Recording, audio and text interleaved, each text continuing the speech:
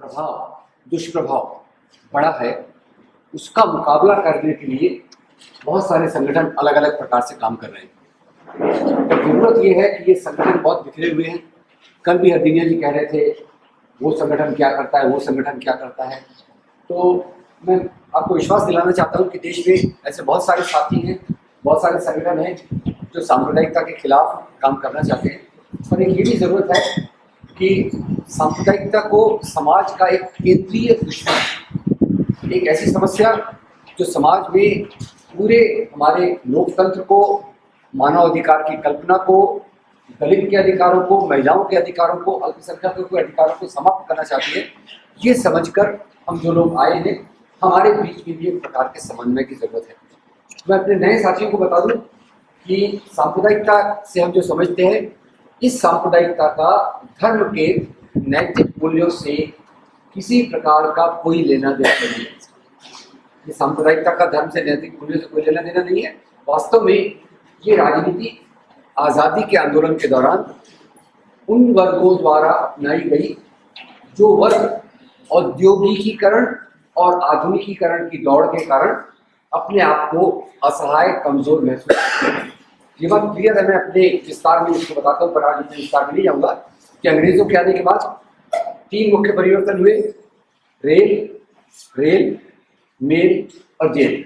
Right, इसी के साथ 3 नए वर्ग आए, व्यापारी, उद्योगपति, मजदूर वर्ग और आधुनिक शिक्षित वर्ग। इनको मैं कहता हूँ भरते हुए वर्ग। इसी के साथ जो पुराने वर्ग थे, राजा, नवाब, जमींदार, जागीरदार और उनसे जुड़े हुए लोग, वो खत्म नहीं हुए। भारत की समाज की सबसे बड़ी समस्या जो आज हम बात करते हैं, जाति व्यवस्था जिंदा रही, सामंती मूल्य जिंदा रहे। ये क्यों जिंदा रहे? क्योंकि उपनिवेशवाद के कारण ये जो वर्ग थे ये समाप्त नहीं हो पाए। तो इधर के वर्गों की तरफ से संगठन बने जिन्होंने स्वतंत्रता, समानता, बंधुता, जो भगत सिंह, गांधी, अंबेडकर के माध्यम से सामने आई, जिन्होंने भारतीय राष्ट्रवाद को अपना केंद्रीय मूल्य माना। ये किधर के लोग हैं? इधर के लोग हैं जो उभर रहे हैं। और जो पुराने वर्ग के लोग जो खत्म नहीं हुए, उन्होंने धर्म के आवरण को ओढ़कर अपनी राजनीति को प्रस्तुत किया। इसीलिए इधर से आए मोहम्मद अली जिन्ना मुस्लिम लीग के रूप में, विनायक दामोदर सावरकर हिंदू महासभा के रूप में, और उससे सबसे खतरनाक जो आया वो आप शायद जानते भी होंगे। सबसे खतरनाक वही होता है जो दिखता भी नहीं है और हर जगह मौजूद होता है, जो अपने आप को सामने भी नहीं करता और सब कामों को करवा लेता है।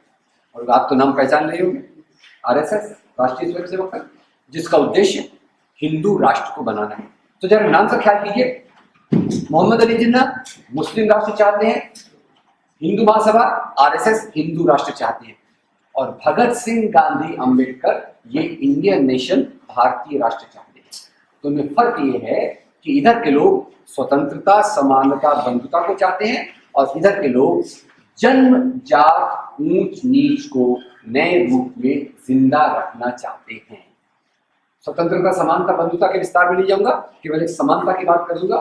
3-4 प्रकार की समानता। नंबर 1, हमारा कोई भी धर्म हो, नागरिक के रूप में हम समान हैं। नंबर 2, हमारी कोई भी जाति हो, नागरिक के रूप में हम समान हैं। और नंबर 3 और सबसे महत्वपूर्ण, हम पुरुष हो या स्त्री, नागरिक के रूप में हम समान हैं। अब इधर जो सांप्रदायिक राजनीति आई, पंडित नेहरू ने बहुत अच्छा लिखा कि हर एक प्रकार की सांप्रदायिक राजनीति खतरनाक होती है। आपको इतना भी विश्वास दिला दूं कि अलग अलग देशों में सांप्रदायिक राजनीति ने अलग अलग धर्म का लवादा ओढ़ा है। अमेरिका में क्रिश्चियन फंडामेंटलिज्म, पाकिस्तान में, अफगानिस्तान में, ईरान में इस्लामिक फंडामेंटलिज्म, भारत में मुस्लिम फंडामेंटलिज्म, मुस्लिम कम्युनलिज्म भी है और हिंदू कम्युनलिज्म भी है। अब मैं सभी कम्युनलिज्म की बात नहीं करना चाहूंगा, इतना आपको बता दूं कि दुनिया में धर्म के नाम की कोई भी राजनीति आती है, उसका एजेंडा एक ही होता है। वो हिंदू धर्म के नाम पे है, इस्लाम के नाम पे है, क्रिश्चियन धर्म के नाम पे है। तीनों ये चाहते हैं कि समाज के कमजोर तबके कमजोर रहे, उनके मानव अधिकारों को समाप्त किया जाए और स्त्री को द्वितीय दर्जे के नागरिक के रूप में रखा जाए। अब पंडित नेहरू अपने वाक्य में, अपने शब्द में वो वाक्य आगे लिखते हैं कि निश्चित रूप से भारत में मुस्लिम सांप्रदायिकता भी खतरनाक है, हिंदू सांप्रदायिकता भी खतरनाक है, और यहाँ जो फाशीवाद आएगा, फाशीवाद केवल हिंदू सांप्रदायिकता के माध्यम से आ सकता है। प्लीज हिंदू सांप्रदायिकता पर आने के, इसलिए मैं अपनी बात को हिंदू सांप्रदायिकता पर केंद्रित करूंगा। मैं बात को केवल वो बुलेट पॉइंट्स में कह रहा हूँ, ये मेरे लिए जरूरी भी है। और ये हिंदू सांप्रदायिकता का एजेंडा मैं आरएसएस के रूप में आपको एक बार रेखांकित करना चाहता हूँ। और आप सब तो जानते होंगे कि ये आरएसएस का फुल फॉर्म क्या राष्ट्रीय स्वयंसेवक। तो एक मैं व्याकरण का वाक्य आपको, व्याकरण की आपकी परीक्षा ले लेता हूँ। व्याकरण को बताइए, ये पुल्लिंग शब्द है कि स्त्रीलिंग है? पुल्लिंग है, राइट, यानी स्त्रियां इसमें नहीं आ सकती। आज दुनिया में जितने संगठन हैं उनमें आरएसएस उन कुछ संगठनों में से है जिसमें स्त्रियों की एंट्री नहीं है। क्यों नहीं है? क्योंकि ये मानती है कि ये जो राष्ट्र बनता है वो सवर्ण संभ्रांत पुरुषों द्वारा बनता है। तो स्त्रियों का उपयोग कैसे किया जाए? स्त्रियों का उपयोग तो करना चाहिए। तो स्त्रियों का उपयोग किया जाए एक संगठन के माध्यम से जिसका नाम है राष्ट्र सेविका समिति। पुरुषों के संगठन का नाम क्या है? राष्ट्रीय स्वयंसेवक संघ। स्त्रियों के संगठन का नाम क्या है? राष्ट्र सेविका समिति। कुछ गायब हो गया भैया, आरएसएस से आते हुए स्त्रियों के संगठन तक आते हुए क्या गायब हो गया? शाही बगाड़ी स्वयं। याद रखिए, हर एक पुरुष प्रधान विचारधारा के अनुसार स्त्री का स्वयं पुरुष की जेब में माना जाता है। इसीलिए मैंने थोड़ा स्टडी किया और पता लगाया कि ज्यादातर पुरुषों के कमीज में जेब बना होता है। पता नहीं उसका जो भी मतलब आप निकाले, ये उसके पीछे एक कारण है। एक दूसरा, जाति व्यवस्था। अब आरएसएस की सबसे बड़ी चालाकी यह है जाति व्यवस्था को बनाए भी रखना और उसको हिंदू एकता के रूप में प्रस्तुत करना। ये बहुत बड़ी चालाकी का काम है, आसान लोग नहीं कर सकते। आप उसको जिंदा भी रखिए और उसको हिंदू एकता के नाम पर सामने भी रखिए। ये आरएसएस ने बड़ी चुनौती की और इसके लिए उसने एक शब्द निकाला, एकात्म मानववाद। मैं क्रांतिकारी मानववाद में विश्वास रखता हूं, जो रखता है क्रांति के माध्यम से, परिवर्तन के माध्यम से मानवतावाद को असली रूप में लाया जाए। एकात्म मानववाद इसके उल्टा कहता है कि जो व्यवस्था है उसको जारी रखा जाए। हमारा शरीर हमारे समाज की तरह है। जैसे हमारे समाज में अलग, जैसे हमारे शरीर में अलग अलग अंग अलग अलग काम करते हैं, वैसे ही हमारे समाज में अलग अलग लोगों ने अलग अलग काम करना चाहिए। ब्राह्मण ने क्या करना चाहिए, क्षत्रिय ने क्या करना चाहिए, शूद्र ने क्या करना चाहिए, लिखिए। तो खैर दोस्तों, ये आरएसएस ये हिंदू राष्ट्र की जब बात करता है, और आप देखिए आज लोग अपनी 56 इंच की छाती को फुलाकर कहते हैं कि हमें हिंदू राष्ट्र, मैं हिंदू राष्ट्रवादी हूं। इससे बड़ा खतरनाक वाक्य कोई नहीं हो सकता। हिंदू राष्ट्रवाद यानी यहाँ के लोकतंत्र की व्यवस्था का पूरा पूरा उल्लंघन है। ये आरएसएस की विचारधारा के वाहक 1980 तक शांत रहे। शांत रहे यानी शांति, उनकी जो गतिविधि वो दिखी नहीं। गतिविधि थी, सांप्रदायिक दंगों के माध्यम से थी, बाकी तरीके से थी, क्योंकि आरएसएस ने शुरू से ऐसा फैसला किया था कि वो सीधे रूप से राजनीति में नहीं जाएगा। क्या करेगा? इसके जो स्वयंसेवक है, इसके जो प्रचारक है, वो 4 प्रकार से काम करेंगे। 4 प्रकार का काम। नंबर एक, ये पुलिस जुडिशरी ब्यूरोक्रेसी में अंदर से घुसपैठ करेंगे। नंबर 2, शिक्षा के क्षेत्र में घुसपैठ करेंगे। नंबर 3, मीडिया में घुसपैठ करेंगे। और नंबर 4, ये संगठन बनाएंगे। और आज जो उनके संगठन हैं, विश्व हिंदू परिषद, बजरंग दल, भारतीय जनता पार्टी, वनवासी कल्याण आश्रम, ये सब उनके मातहत चलने वाले संगठन हैं। और इन्होंने 1980 के पहले गाय के मुद्दे पर, गौ हमारी माता है, खैर मैं कई बार शरारत से कह देता हूँ गौ हमारी माता है, तो आपके पिताजी कौन है? जवाब नहीं मिलता। एनीवे, खैर ये सब चीजें जाने दीजिए। और मुख्य मुद्दा ये है, भावनात्मक मुद्दों को लेकर ये समाज में एक अपनी राजनीति को खेलना चाहते हैं। और उनको सबसे बड़ी सफलता जो मिली वो राम मंदिर के आंदोलन के बारे में थी।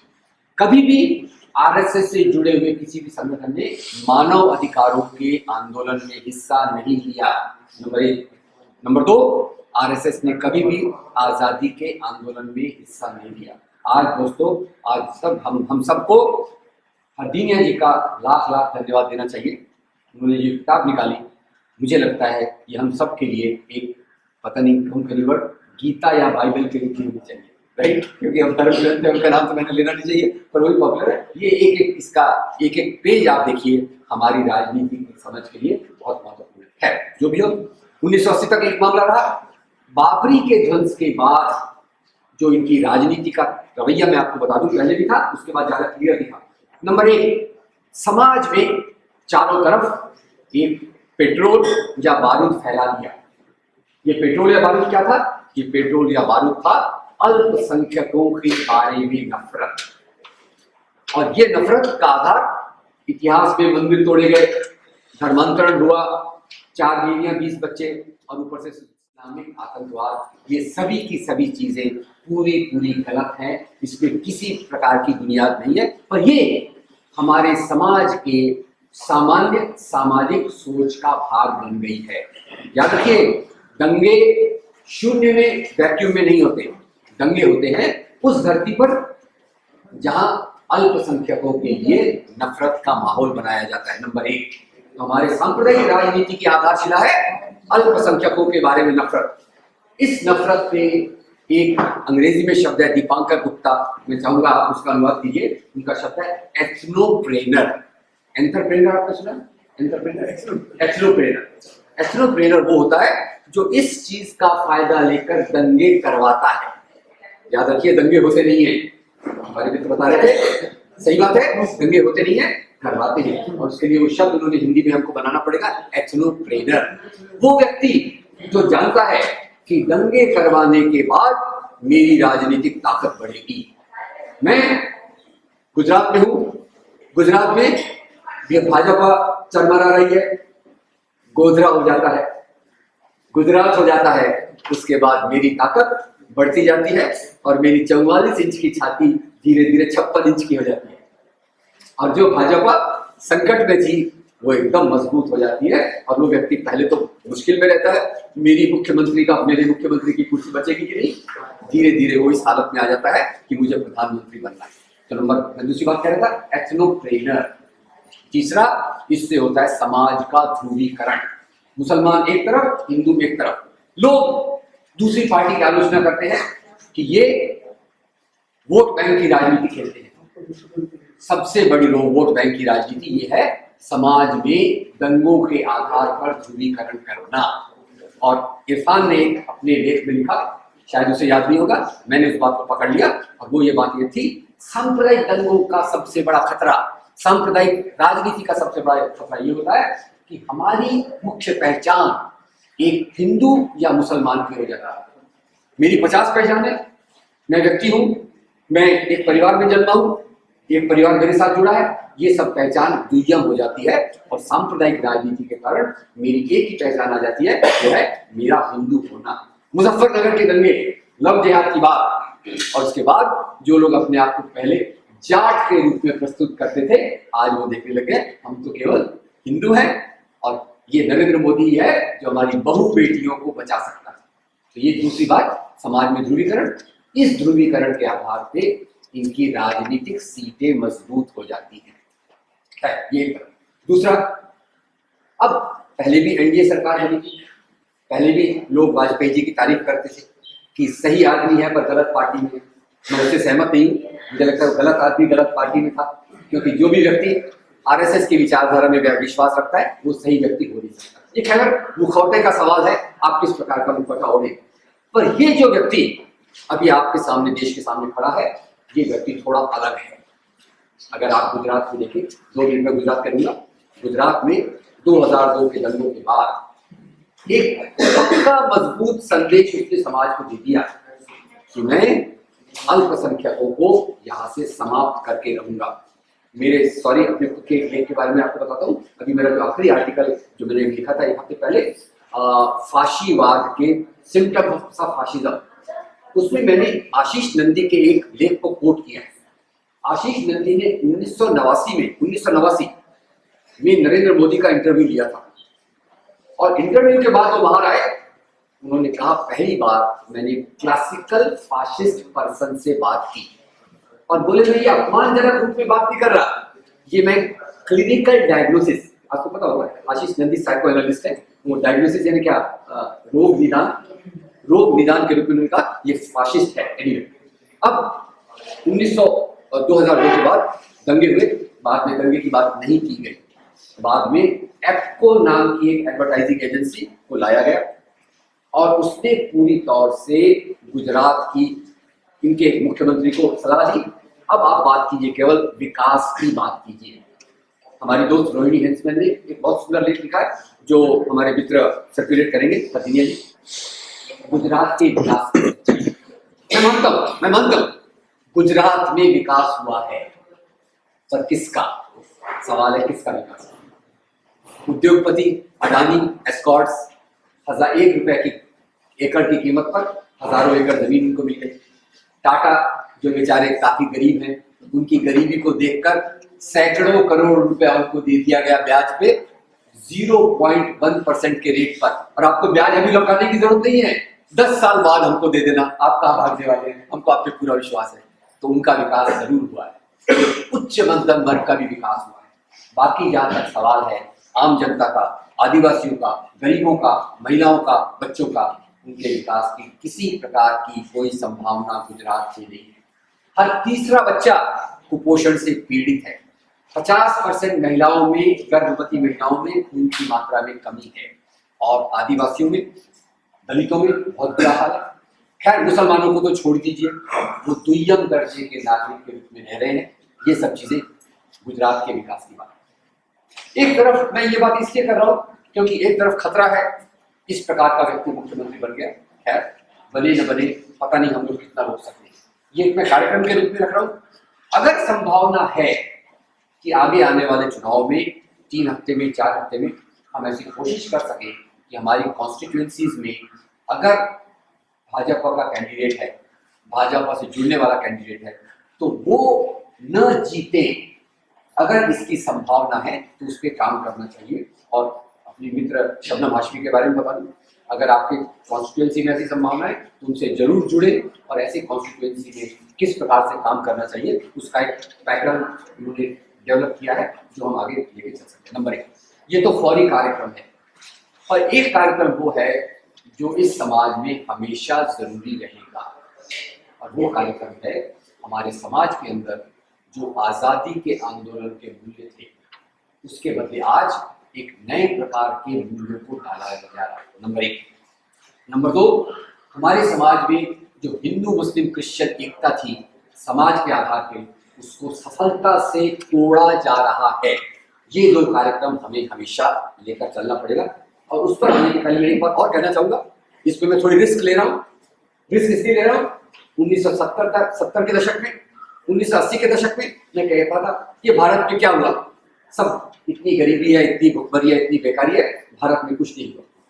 अभी 30 साल बाद, 40 साल बाद मुझे कहने की इच्छा हो रही है कि भारत में बहुत कुछ हुआ, भारत में बहुत कुछ हुआ, जानबूझकर उसको अंडर एस्टिमेट किया जा रहा है, जानबूझकर उसकी बदनामी की जा रही है। मित्रों, पिछले 1 साल में मैं पाकिस्तान गया, श्रीलंका गया, म्यांमार गया। याद रखिए, ये सभी देश एक ही समय पर आजाद हुए थे। कभी आपने तुलना की है पाकिस्तान समाज में क्या है, बर्मा के समाज में क्या है, श्रीलंका के समाज में क्या है? भारत की सबसे बड़ी उपलब्धि रही है, यहाँ लोकतंत्र की भावना दूर दूर तक गांव में, शहर में पहुंच गई है। नंबर 1, जिस प्रकार का औद्योगिकीकरण भारत में हुआ है 1950 के आसपास इंडिपेंडेंट कंट्रीज में कहीं नहीं हुआ है। एक चाइना हो सकता है, पर चाइना में भी अधिनायकवाद कितना दिखता है, कितना दिखाया जाता है, कितना सच है, कितना नहीं, आई डोंट नो। पर भारत लोकतंत्र, पारदर्शिता, ये सबका एक उदाहरण है, और इसने जितनी प्रगति विज्ञान में की है, शिक्षा के क्षेत्र में की है, कल्चर के क्षेत्र में की है, उसका कोई मुकाबला नहीं। यानी मैं इसलिए नहीं कह रहा कि मैं संतुष्ट हूं, मैं बिल्कुल असंतुष्ट हूं, और उसके बावजूद मैं ये बात इसलिए कह रहा हूं कि कुछ लोग हमारी असंतुष्टता का फायदा लेकर बताना चाह रहे हैं कि पिछले 60 साल में ये जो सब कुछ हुआ एक विशेष पार्टी के गलत कामों के कारण हुआ। गलत कामों के कारण आप दोष दीजिए, पर जो कुछ बाकी हुआ इसको कम से कम आप देखिए तो सही।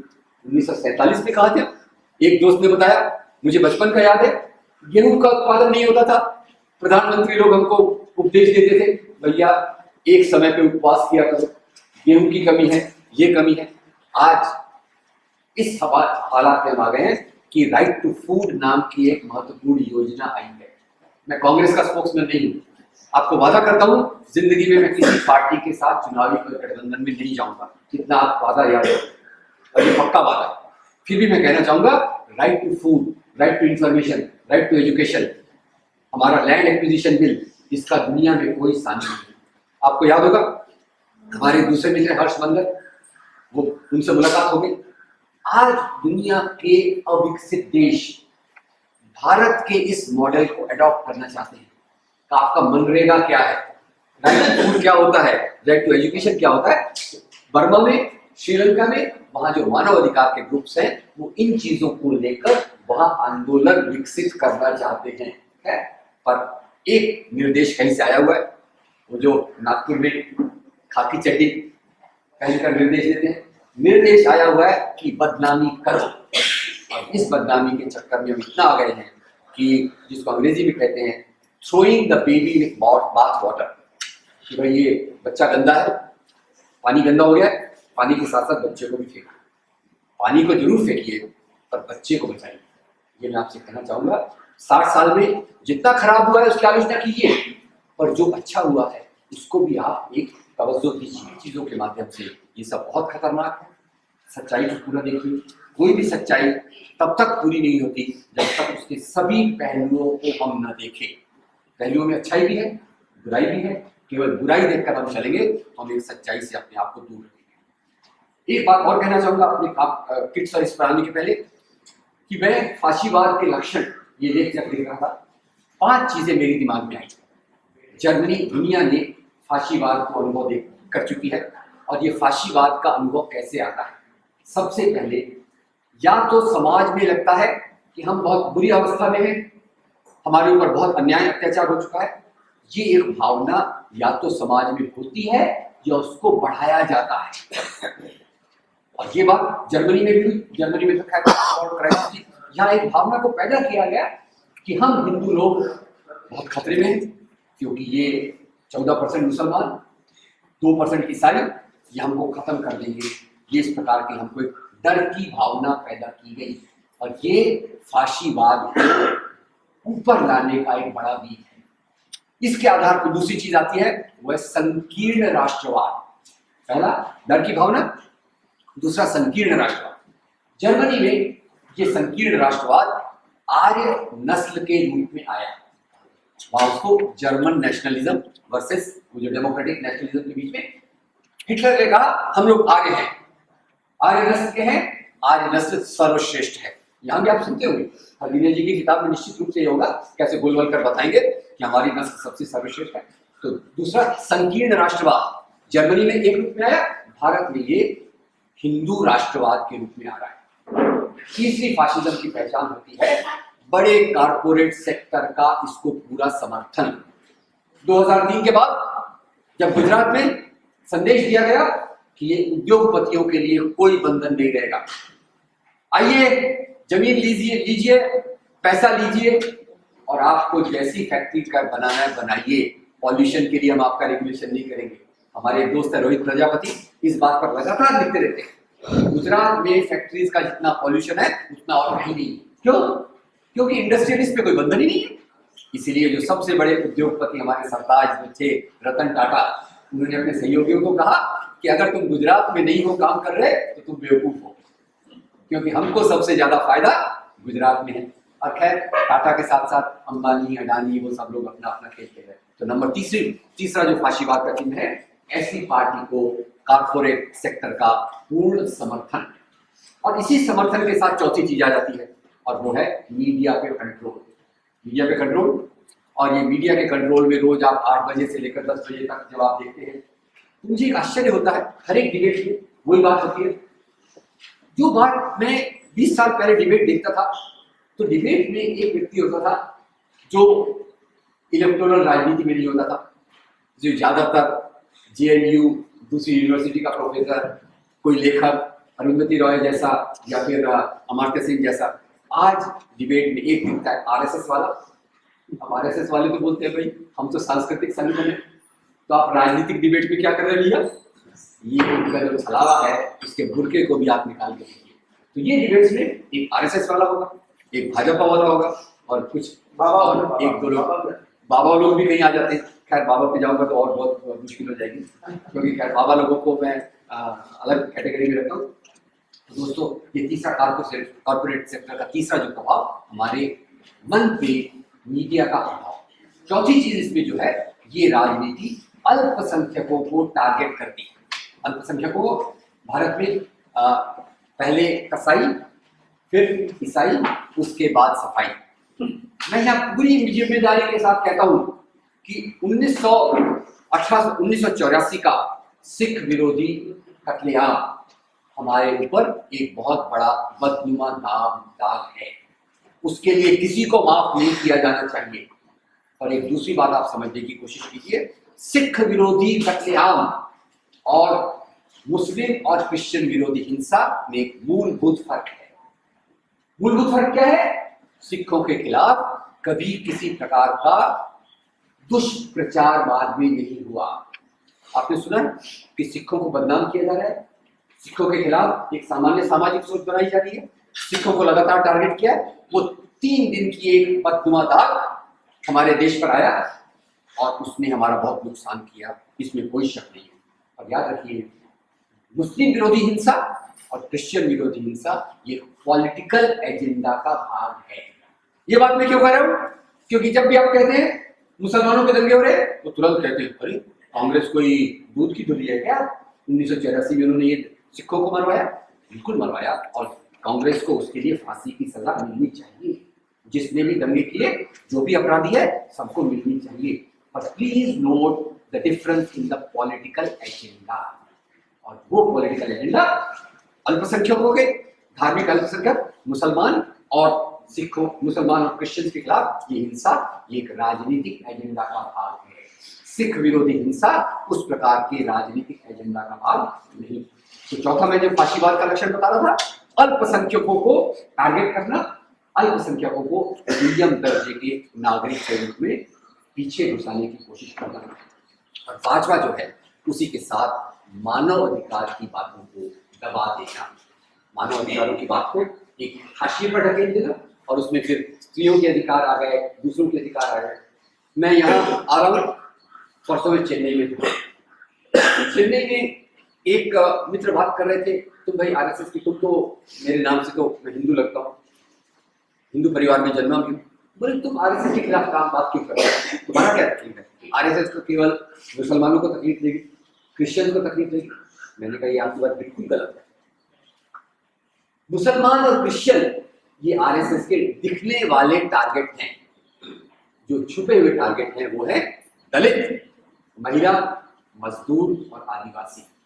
इनको समझा नहीं। मैंने कहा दलित, महिला, मजदूर, आदिवासी ये आरएसएस के निशाने पर मुख्य रूप से है। उन्होंने कहा मैं नहीं समझता आपकी बात कैसे सच है। तो एक महिला प्रोफेसर वहां बैठी थी, उसने बोला मैं समझ सकती हूँ कि आरएसएस या मोदी या इस प्रकार की शक्ति अगर आए तो वो मैं आज जिस प्रकार से जी रही हूँ उस प्रकार से मैं जी नहीं सकती है। तो ये खतरा हमारे सामने बहुत है। तो मित्रों आपका बहुत धन्यवाद, इस उम्मीद के साथ कि यहाँ से हम एक ये प्रपोजल लेके जाएंगे कि अपने अपने क्षेत्रों में इस प्रकार की गतिविधियां हम शुरू करेंगे, जिसके माध्यम से समाज में जो सोशल कॉमन सेंस, सामान्य सामाजिक सोच को बदलने की कोशिश करेंगे, अल्पसंख्यकों के अधिकारों की रक्षा करने की कोशिश करेंगे, मानव अधिकारों के आंदोलन के साथ जुड़ेंगे और एक ऐसे भारत का सपना देखेंगे जो लोकतांत्रिक होगा, जो धर्मनिरपेक्ष होगा। और उसी के साथ आरिफ साहब का धन्यवाद फिर से। एक ये एग्जीबिशन भी है और फोल्डर भी है। इसका एक पेज मैं आपको दिखा देता हूँ। ये आतंकवाद और सांप्रदायिकता दोनों पर 30 फोल्डर इसमें हैं, 30 पोस्टर्स हैं, और इसको आप अपने इस पे लगा सकते हैं, या तो दीवार पे लगा सकते हैं, या स्कूल, कॉलेज, बस्ती, लाइब्रेरी जैसे यहाँ सामने है, यहाँ रख सकते हैं, जो लोग आके टर्न करके पूरी चीज को अपने आप देख सकते हैं। तो इसी के साथ बहुत धन्यवाद। उम्मीद करता हूँ कि उपलब्ध सुझाव हम आगे लेकर जा सकते हैं। Thank you very much.